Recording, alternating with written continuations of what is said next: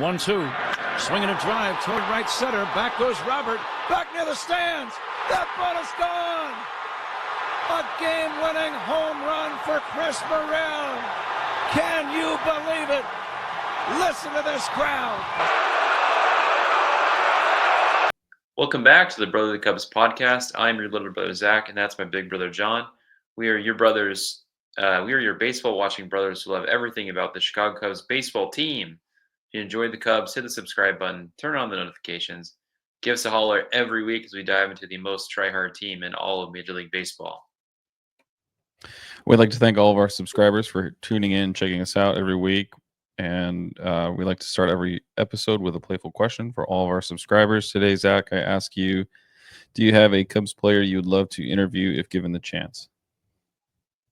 So I personally, would like to interview Carlos Zambrano, Big Z, because he's like psycho. I want to hear just sort of, I don't know, I'd like to sort of get in his head. Sammy Sosa, also kind of get in his head, see what's going on there, ask about why he had been gone for so long, out delivering milk or out getting the milk and disappeared for 20 years. Or current day would be someone like Justin Steele because he seems like a funny guy. What about you? Currently, I think for me it has to be PCA. I think there's just so much chaos. Yeah, he's so entertaining, and it's just his personality. I feel like it bleeds out onto the baseball field from personal life to dyeing his hair and turning it all kinds of different colors and shapes and stars to just to like that personality, like I said, bleeding out onto the field and just creating chaos. Stealing bases, his defense. Now he's hitting. I mean, yeah, people are really excited about him.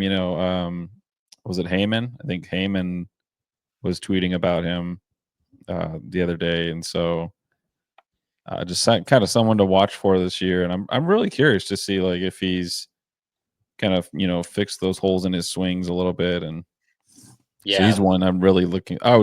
He'd be a great person to interview.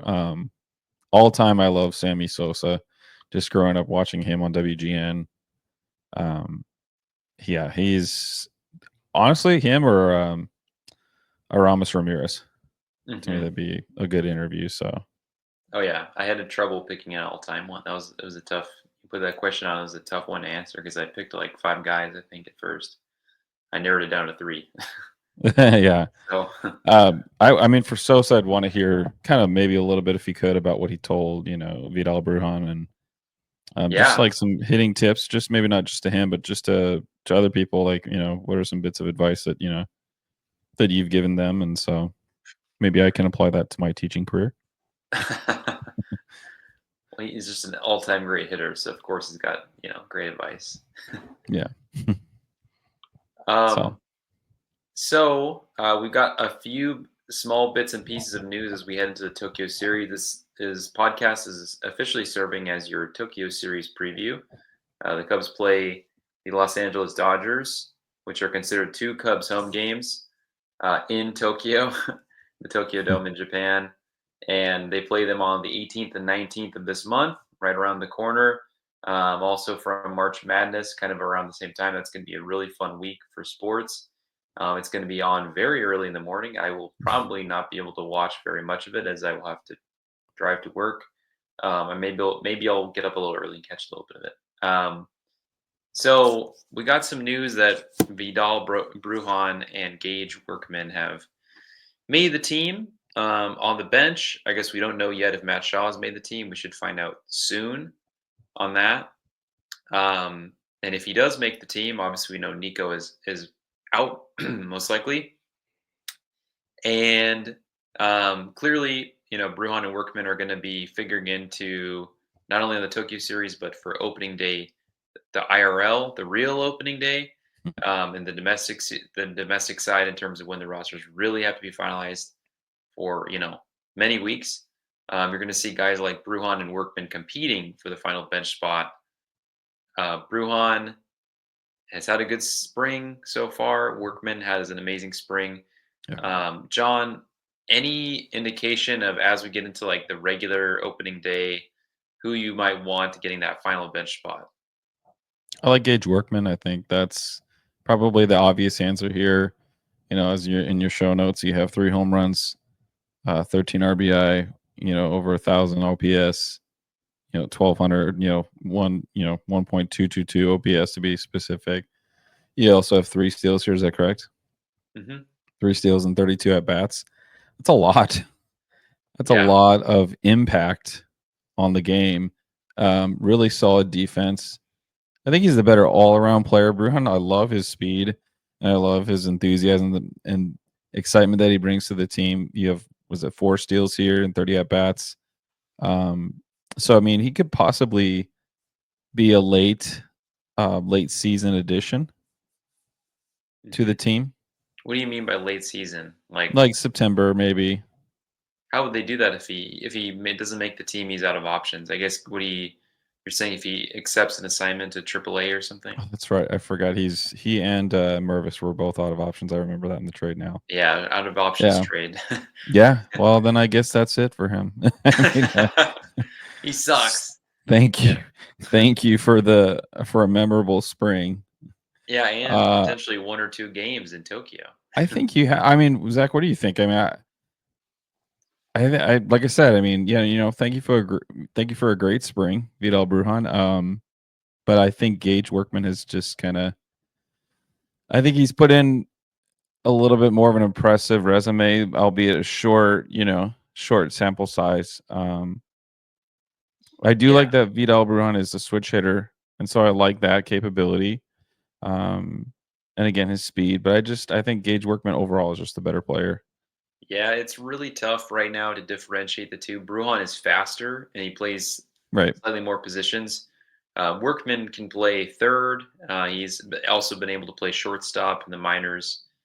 And I can't remember if he's played second or I not. thought he had played second, yeah. Yeah, so I think he's played all around the diamond as well. So it's like anything you can do, I can do better, is what he's telling Brujan.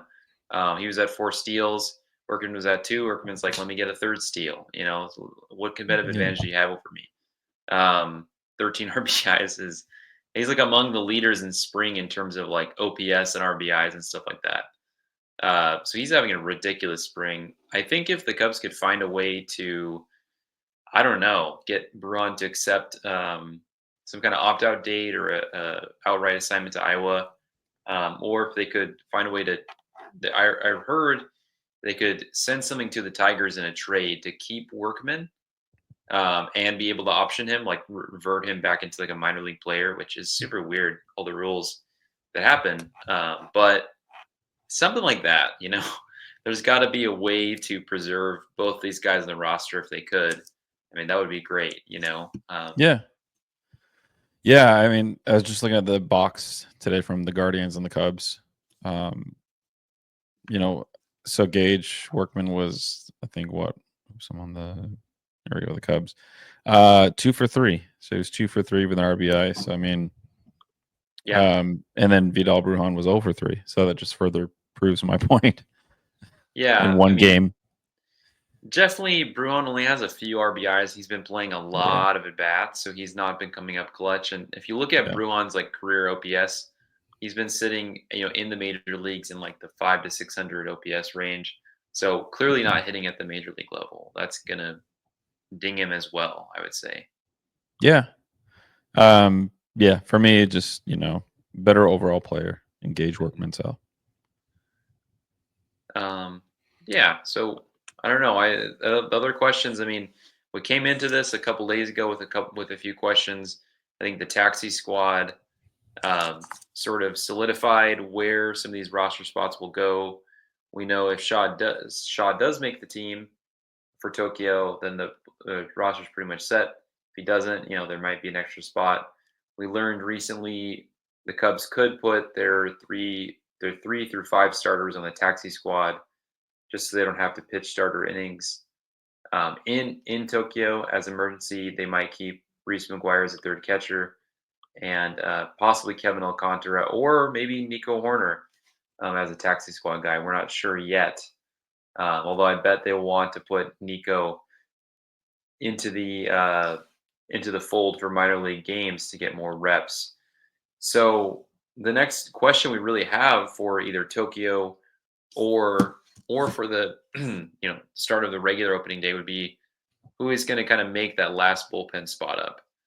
I think we only really have guys like Wicks, Tyson Miller, and Keegan Thompson competing for Tokyo. But obviously, you have a few more guys competing for the start of the regular season in Pearson, Morgan, and Brown, in addition to those other three. So I guess, and that's assuming Brad Keller makes the team. It's not given that he will, but everything I've heard says he's out of options as well, and they don't want to lose him for nothing. Yeah, I mean, Wicks, just to kind of touch on him, I was reading that he was sitting this is from Aldo Soto, I think is his name. Was hitting 96 today, and he had, I think, 13 whiffs. So I would really, he would be good to see. I think he would do pretty well, especially against those lefty hitters that they have in the Dodgers with Freeman, Shohei. So I'd be curious to see Wicks make that spot. Yeah, and you think they'll? I guess with Miller and Thompson, it seems like the writing might be on the wall for those two. They've struggled, yeah. Miller, especially. I could see Tyson Miller getting sort of like DFA'd, and then using his roster spot immediately just to go to Matt Shaw. That makes sense, yeah. And then from there, possibly someone like Thompson getting DFA'd to make room for Miller, or not Miller, to Keegan Thompson, Psych. DFA him. We gotcha. Tyson Miller, you're back. Brad Keller. Brad Miller. Brad Miller was a power forward on the Sacramento Kings. Brad Keller, it sounds like he's when they signed him, I was like, oh, well, he doesn't have good career numbers. I remember his name. And then 2-3 innings in, they're like, yeah, this guy's like looking about the best that any pitcher has looked in spring. So that's from The Athletic. That's from Bleacher Nation. That's from, he's hitting 95 to 97. He's got a slider, a sinker, cutter. He's got a good arsenal. And he's showing good command, and he's getting outs. So sometimes spring isn't to be taken. You can take it with a grain of salt. But when you look at him in particular, because he's pitching so well, and a guy like Merryweather as well, who's also out of options, who looked worse last year because of injury, those two guys have really proven to sort of, I would say lock themselves in a lot closer. Some other guys like Ryan Presley, Porter Hodge, who has options, Ryan Brazier, and Caleb Thielbar. Those guys, a handful of guys that have major league deals guaranteed, multiple multi-millions. A couple of guys have gotten traded. And also Porter Hodge was our closer last year who did very well. I can't see them demoting him. What does that say to other prospective players if you save a bunch of games, look unhittable, and then you get demoted the next year? It'd be a terrible look. So I think they have a lot of spots already locked in, and that's why a guy like David Robertson might be tough for them to add. Yeah. In the season, or I guess right now. But I'm glad to at least see some good performances outside of, like we said, Tyson Miller and Keegan Thompson have not pitched well, but a handful of other guys, like you said, Jordan Wicks, good to see him. I agree. I like him to make the team because then that would give them multiple lefties. But I've also heard that they don't want Wicks to come out of the bullpen. So it's tough because maybe that's his spot on the team. But, it's difficult. And he has options. So they kind of move those guys back and forth. Right. Yeah, Thielbar and Merryweather, I'm not sure. I know, Presley, Hodge, and Brazier, however you say his name, pretty strong pitchers. How has Thielbar looked this spring? Do you know? And Merryweather, he's got. I would say so. Thielbar first has got good stuff. I don't think the numbers. He's got good movement on his pitches. I think he throws 93 to 95. He's the only lefty in the bullpen, so they're gonna, regardless of how he looks, they paid him, $2.5-3 million. They paid him to throw with his left hand. not as right. Yeah. If he So, was a right-hander, I think he would be a minor league, a non-roster invitee, and thus probably not be on the team. right. And if Luke Little was healthy, I mean, that might even further, you know, influence that. But you have another guy like Brandon Hughes, who Yeah. is, He struggled, right? His he's last outing. I mean, yeah, but you only have so many lefties, so it's like he's going to get a lot right. of looks too. They just by Right. definition they have so few lefties, 3 lefties at that point. So Yeah. regardless of all of them sucks, someone's got to pitch lefty innings, get lefties out. Yeah. I So think I'm that's left-handed. So, I mean, go for it, man. You should do that for yeah. you. Yeah. For me. Um, yeah, get yourself a mani pedi. Get your after you make the team. Go out to eat. That's Um, right. Yeah.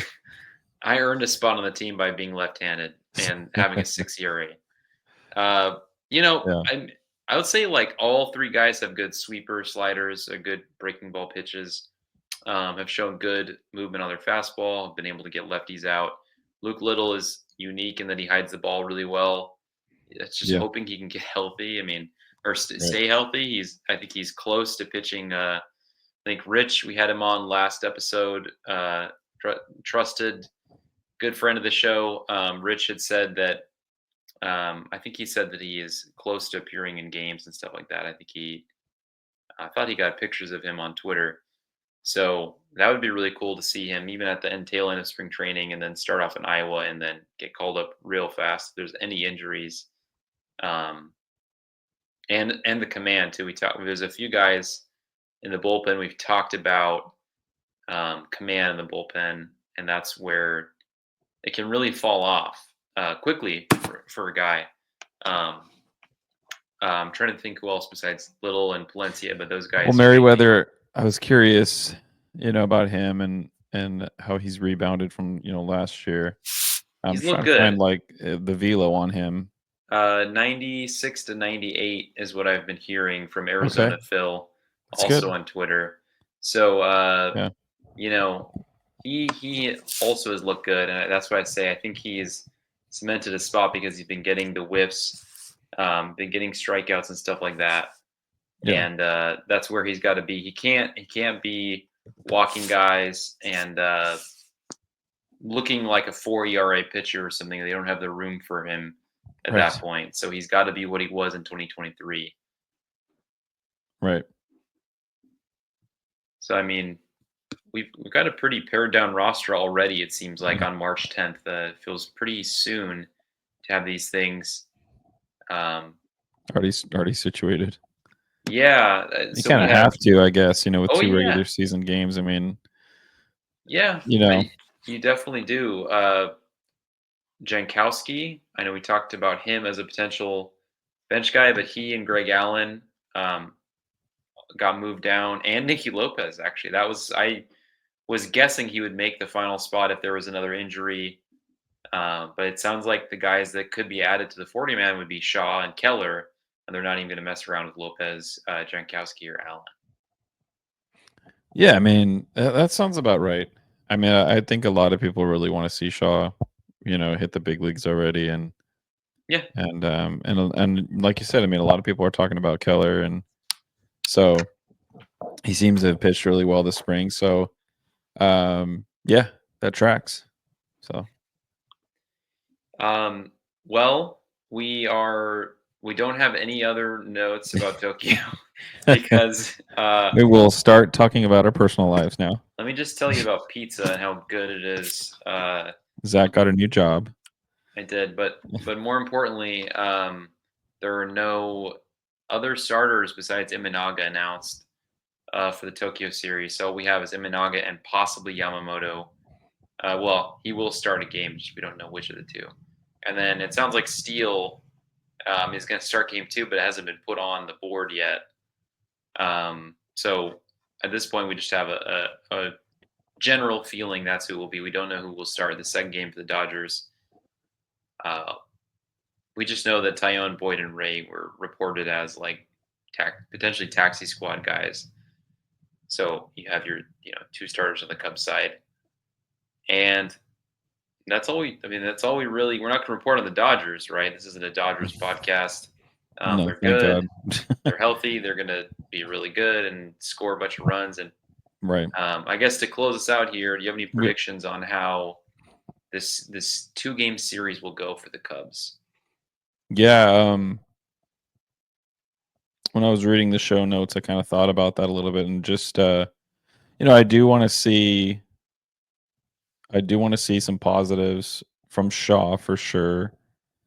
And hopefully he can get maybe 1 or 2 hits, maybe at least 1 hit in one of these games. If he does play. Don't really care. I mean, I do care about the outcome a little bit. I'm expecting because I think we are really good. I think we could maybe take at least 1 game. Yeah. I don't know about 2. I think Imanaga is going to be just pumped up for pitching in Japan and in Tokyo, and so I'm curious. I mean, I think I would say at least we'll go 1-1. I don't know what the score is necessarily, but that's kind of hard to predict. But probably low scoring. But yeah, I would say we'll probably go 1-1.